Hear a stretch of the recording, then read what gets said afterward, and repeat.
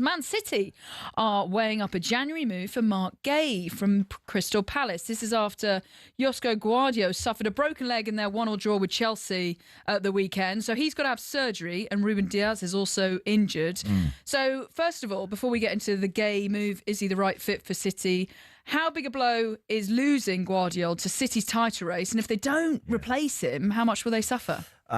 It's a huge blow. It's a significant blow. He's versatile. Gvardiol was played left back, left of four. He can play obviously as a centre half. Do you know, I was commentating on the game at the weekend. I was at City, and when he went down, he's not the sort of player. You know, certain players are rolling around and staying on the floor when there's nothing wrong with them. He is not one of those. When he went down, he stayed down, Katie, and I thought he looks like he's in trouble. And he actually sort of walked off, helped by some of the physios and the medical team at City. But that's a real blow for him. World Cup year as well. That's a real shame. So best of luck to him in terms of getting fit and getting back as soon as he can. Yeah. Back page of the Sun here with the club saying that Gvardiol suffered a tibial fracture in that game. So very, very painful indeed. Yeah, it's interesting though, because he'd be a perfect fit for City. Where does that leave Liverpool, who've been linked with him for so long, and who desperately need central defenders as well? And look, whether there has been an agreement between Liverpool and Marc Guéhi's advisors and him, who knows? All of a sudden, that can go up in the air a bit if another big team like City are waiting and want to do something. So very interesting what's going to happen over the rest of this month, for sure. Well, it's interesting about timing, isn't it? Because does Marc Guéhi wait to go to a European giant? Real Madrid, Bayern Munich, Barcelona, Inter Milan and Atletico Madrid are all the European clubs that have shown interest in signing Guéhi. So, Andy, if you're Marc Guéhi, should he wait for the summer or go to City in the January transfer window? I think with Man City, the chance to work with Gvardiol whilst he's still there, I think is a huge attraction for a lot of players. I think it would be fascinating to understand exactly what makes him tick and how he works. Having said that, Katie, I get the feeling with Marc Guéhi, he's been absolutely cool with the fact of letting it run out. There's always a worry sometimes for a player when if that's Marc Guéhi, and God forbid that happens, but if that's Marc Guéhi that breaks his leg going into his last 6 months, you can find a very different set of circumstances awaits you in the summer.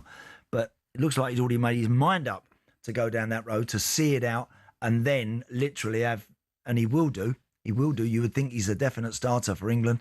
You would think he's going to have the pick over half a dozen of the very biggest clubs out there. It surprises me just a little bit, because I know as a free agent he can then call the shots. But he's not going to get too shabby an offer from Man City, is he? Correct. He's not. And look, he may well, Jeff, he may well think, you know what, to go to City right now when they're possibly win the title. Possibly, but they're going to be certainly in the chase for it. Yeah, and he can, and that might sharpen his game up just that little bit more, find even a little bit more than we've seen from Marc Guéhi up to now, which would stand him in very good stead for a World Cup in the summer under Tuchel. So yeah, there's a lot of reasons why it would be a very, very good decision, good move for him. But I don't know. I think he's just gone into his last. He's now into his last 6 months. And I think that's a very attractive proposition for a very good player to maybe let that ride. But we'll see. City seem to be doing well if this pulls off in the January window. What with Antoine Semenyo, linked with City and Marc Guéhi as well. They seem to be doing good business. But I suppose on the flip side, Jeff, if Pep Guardiola doesn't get Marc Guéhi and City don't win the title, do you think that's it for Pep Guardiola at Man City? Oh, I don't know. I think he's finding things tough at the moment because by Manchester City standards, things are pretty threadbare. You looked at their bench at the weekend, and in terms of, we're talking about defensive options now, in terms of attacking options, on the bench he only had Doku, and that was it. Yeah. So, and he has looked a bit disenchanted. But then again, Pep often looks disenchanted if things aren't going his way. What I did think was that the worst job in the world at the weekend was having to go and interview Pep after they'd conceded in the 94th minute against Chelsea. I mean, you wouldn't wish that on your worst enemy, would you? He is one of the hardest managers to interview. Yeah. I've done it a number of times, and you have to stare him in the eyes for the whole interview and make sure you're engaged, because if you don't, he'll give you a one-word answer. Well, there you go. So, I mean, they've got Kushinov, who's a young, pacey again, he's played fullback and I think is a centre half by trade. They've got him. So again, Pep's never been afraid to blood good young players. He's never been afraid of that. Might have to now over the next few weeks until they get something else sorted.